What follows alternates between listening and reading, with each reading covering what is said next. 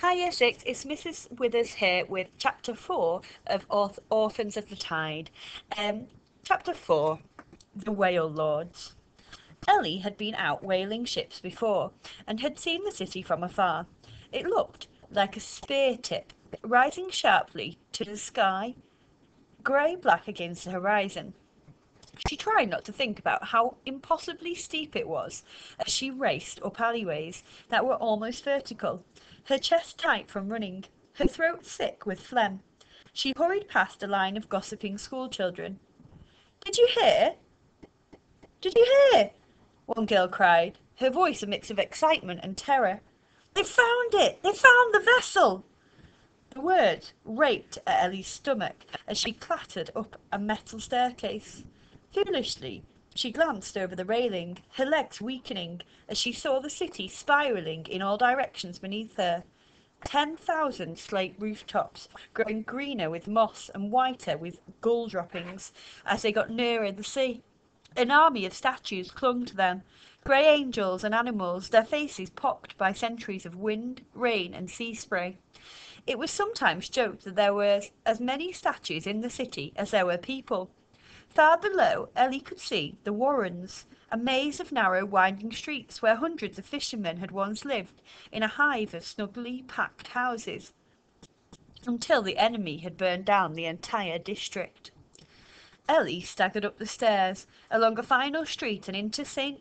Ephrem's Square, the highest point of the city. Gleaming white mansions lined its sides. The gold-leaf walls of the council chambers glittered in the sun, and rising from the middle was an ornate fountain decorated with marble dolphins. It was nearly a beautiful place. Nearly. The inquisitorial keep reared high over the square. 100 jagged black spires made its body, growing taller towards the centre, clustered together like pipes of an organ. At its base, a vast archway formed the entrance, above which stood a crowd of grey, blank-faced statues, men, women and children, holding hands side by side and staring down with empty eyes. At its very peak, carved from white marble and casting a shadow across the square, was a young man. Handsome and tussle-haired, the statue was as tall as the whale had been long. He stared down adoringly at the bundle in his arms. He was cradling a baby. In gold lettering at the base of the statue were written the words, "And it shall claim even the innocent." As a child, Ellie had always thought the man looked at the baby so caringly and held it so carefully. She had considered the statue very lovely. She didn't realise until later that the man was the enemy and the baby was its vessel.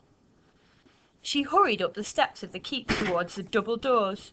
2 axes swung together right in front of her, and she stumbled and almost fell backwards. "No entry to the inquisitorial keep," one of the 2 guardsmen announced. They didn't so much as look at her. "But I need to speak to the inquisitors." "No entry to the inquisitorial keep." "But, Ellie, what are you doing? Get down from there." Ellie spun around. She'd been so determined to get inside the keep that she had failed to notice the cluster of men arguing nearby. It would be hard to find a more eclectic-looking group anywhere in the city. Some were expensively and absurdly dressed in silk shirts with puffy sleeves, sporting large, elaborately styled moustaches. Others were towering and muscle-bound, their faces weathered from driving rain, their bare arms like tightly wound ropes of iron, fashioned from a life spent at sea.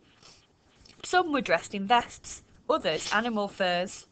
One wore a stuffed eel around his neck like a scarf. Another wore a wooden hat that resembled a ship. A tall, broad-shouldered man was marching up the steps towards her. He had dark brown skin, a short black beard and moustache, and wore a long trailing coat of crushed red velvet. He carried a cane made from the tusk of a narwhal, and the pelt of a gigantic shaggy black wolf was draped on his shoulders, its head dangling off to one side. "They've taken my friend," she began breathlessly, but before she could protest further, the man had scooped her up in one arm and was carrying her down the steps. Hey, put me down! She cried, as the world spun around her. I mean, sir, please could you put me down? She was placed gently at the foot of the steps. Lord Castian raised an eyebrow. Repeat after me, he said softly.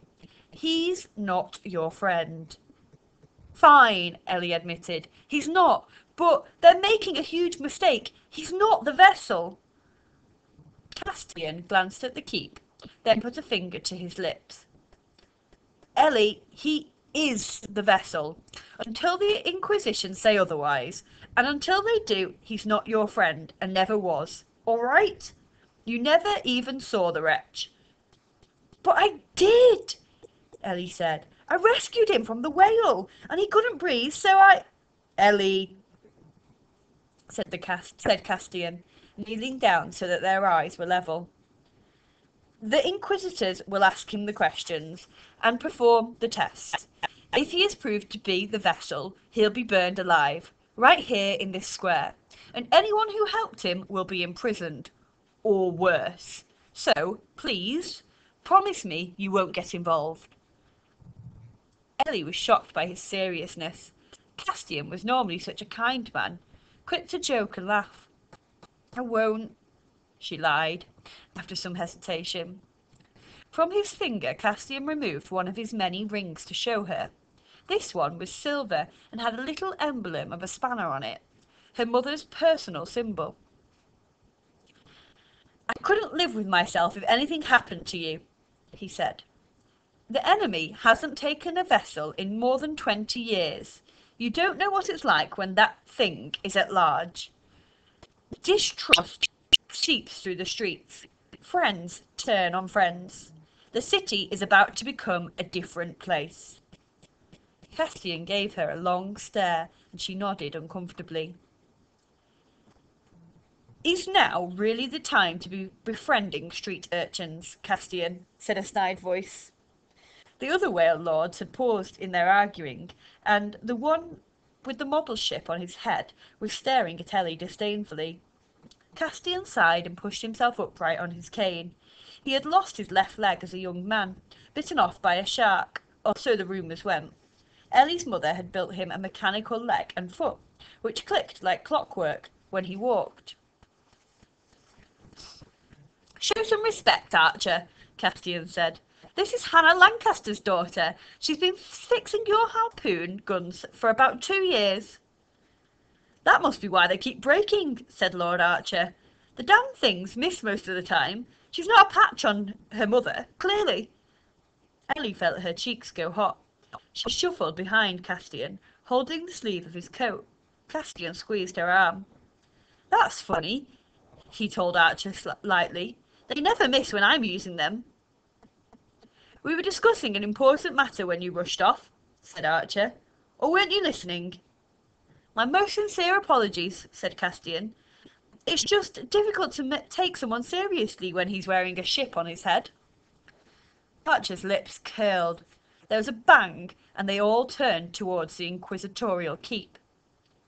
Hargraff was storming out of it. Ah, Inquisitor Hargraff, said Archer. Just the man we wanted to see. We've been told by one of your lot that we're not allowed to collect the whale on top of St. Bart's Chapel. Hargraff marched straight past them, looking tired and distracted. I say, Killian, what's the meaning of this? Hargraff paused momentarily, then turned like a harassed parent speaking to a persistent child. That whale had the vessel living inside it. You mean it was the vessel of a vessel? Joked the youngest of the whale lords, with a nervous giggle. It seemed he had tried and failed to grow a moustache to match that of the others. It looked like bits of dog hair glued to his face. The other whale lords glared at him and blushed. This is no laughing matter, Duncan, said Archer, turning back to Hargraff. You took the vessel out of the animal, though. That's good whale meat going to waste. Hargraff chewed his tongue. The whale has been tainted by the vessel's presence, and it's not safe to eat. Ah, but see here, Archer continued, stepping over to Hargraff. The man was much shorter and leaner than the Inquisitor, and Ellie thought he was either very brave or very stupid to get so close. A beast that size is worth a lot of money. 20 barrels of whale oil at least, and enough meat to feed an entire district for days. We're the whale lords. It's our job to catch whales. You didn't catch that whale, Hargraff growled. A chapel did. That's beside the point, snapped Archer. He looked like he was about to say more, but fell suddenly silent. Hargraff had placed his hand on the side of the whale lord's head. Archer's voice went up an octave. Just what do you think? He began. In one swift motion, Hargraff removed the whale lord's ship hat. He gripped it in his broad gloved hand and then crushed it into tiny splinters. Archer stared in horror. Now listen, I have many powerful friends, he stuttered furiously. Are any of them inquisitors? Said Hargraff. No, but... Then you have no powerful friends. Gentlemen, said Castian, stepping between Hargraff and Archer. There's no need for an argument here. He rested his hand on Hargraff's shoulder. Don't touch me, Hargraff whispered with such venom that Ellie was surprised he didn't run Castian through his sword. Why so tense, Killian? Castian asked. The vessel has been caught. Should we not be celebrating? Hargraff glowered resentfully. The High Inquisitor is conducting his own tests on the boy. Until he is proved to be the vessel, and until he is dead, there is no cause for our celebration. Castian smiled warmly. Ah, but should the enemy come, you can just kill it again, can't you, like last time? Hargraff stared at Castian, a look of purest hatred in his eyes. Yes, we're in safe hands with you, Hargraff, cheered the young whale lord with the patchy moustache. Hargraff snarled and took a step towards him, and the whale lord's face paled instantly. Castian hurriedly patted Hargraff's shoulder. He didn't mean anything by it, Killian. A poor choice of words. That's all. Now come, we won't touch the whale as you command. He bowed deeply, flashing the same brilliant smile that had made him so beloved in the city. The Guild of Whale Lords exists to serve the people. We are grateful to the Inquisition for all it does to keep the people safe. Hargraff scowled. You exist to serve yourselves, and only because the Inquisition allows it. You'll tow that whale 5 miles out to sea on the next tide and let it sink there. If I hear that any one of you has so much as skinned its tail and made a fancy coat, I'll have you rotting in a cell in some bleak corner of the city until your own family has forgotten your name. He marched away, pushing past Ellie as he went. You should really get somewhere warm, Lancaster. You'll freeze to death in those wet clothes. He paused, and a nasty smile twisted his lips. On the other hand, if you wait here long enough, there's bound to be a fire. And with that he strode off across the square and vanished into the streets. The whale lords started squabbling again, arguing over who should tow the whale out to sea. As they did, Ellie looked up at the inquisitorial keep, trying to imagine what tests they'd be performing on Seth, picturing macabre torture instruments with sharp points and saw-toothed edges. She wondered if there was any way of rescuing him. Some secret route into the keep from the sewers and tunnels below.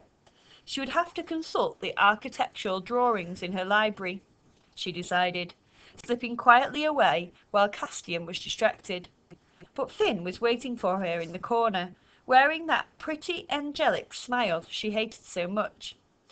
That didn't go well, did it? He said. No, she snapped without sparing him a second glance. He skipped after her, the trinkets around his neck jangling merrily with each step. Are they going to kill him? He asked. They're still doing tests, but probably. Finn shook his head. That's terrible. Up and down the market street the wealthy were out on their morning shop. Aristocrats, merchant barons, surgeons and lawmen, dressed in fine waistcoats of crushed velvet, their coats lined with the furs of seals or red foxes from the hunting islands. Their wives patrolled alongside, festooned in strings of pearls, elevated on high-heeled boots. Finn could have passed for any one of their sons. What with his hale, rosy cheeks, clean golden locks, and the happy twinkle in his eyes. At times like this, it would be nice to have someone you can rely on, he said. Someone clever and trustworthy. It's not as if Anna can help you, and last time I checked, you don't have any other friends. I don't want your help, Finn. Oh, he said, looking crestfallen. You mean you figured out a way of rescuing the boy yourself? I'll come up with something. Finn nodded sincerely. Yes, I'm sure you'll find a way to rescue him, Nellie. You're so clever after all. I'm sure you'll find a way of rescuing an imprisoned boy from the most heavily guarded building in the city. He won't be in there the whole time. If they execute him, he's going to be in public. Finn stamped his foot on the cobbles. Well, that's excellent. There you go. You can just whisk him away to safety whilst 10,000 people watch you do it. Simple. Ellie quickened her pace again, dodging a cart full of glistening mackerel pulled by two fishmongers. Do you think they'll be merciful? Said Finn. I doubt it, right? They'll want everyone to see the vessel suffer. I'm sorry, Nellie. That will probably be difficult for you to watch. I'm so sorry. Will they do what they did to the 29th vessel, do you think? With the hooks and the rats? Or maybe they'll dip him in pig's blood and throw him into the sharks. They're going to burn him. Finn sighed. That's definitely not the worst way they could do it. That's something, at least. Maybe you shouldn't be sad about it. Ellie wound in between tall aristocrats, some of whom wrinkled their noses at her. The upper parts of the city were home to the wealthiest, and Ellie looked out of place in her wet, torn clothes, stained with splotches of paint and grease, her hands covered in cuts and bruises. Just then a red-faced woman burst into the marketplace, her neck hidden entirely by gleaming pearls. "They've found it!" she cried. "They've found the vessel!" The aristocrats lost all composure. One threw her fox pelt into the air, another started to sing. Ellie winced and snuck off down an empty alleyway, but Finn nipped after her, laughing to himself. "Honestly," he said breathlessly, "it's like you're trying to lose me." "I am!" Ellie pulled a metal chestnut-sized sphere from the pouch at her belt and hurled it down hard between them. There was a hiss, and a heavy grey cloud of smoke spilled upward, filling the alley with a sharp, acrid smell. Ellie could hear Finn's furious cries as she sped across the cobbles. "Do you think the trick works on me, Ellie? Do you think I still can't find you? Fine! Fine! Abandon me again, leave me all alone. You're good at that, but you'll need me soon. You'll see." Okay, year 6. I'm going to leave it there for today. So obviously we've got this boy Seth who's been locked up in the Inquisitorial Keep, and they're trying to do tests on him at the moment to see if he is the vessel. And Ellie, and she's the girl who rescued him from the whale, she's trying to get him out because she doesn't think he's the vessel. And if they decide he is, he's going to be burnt alive, isn't he? So we'll have to see what they find when they do their tests.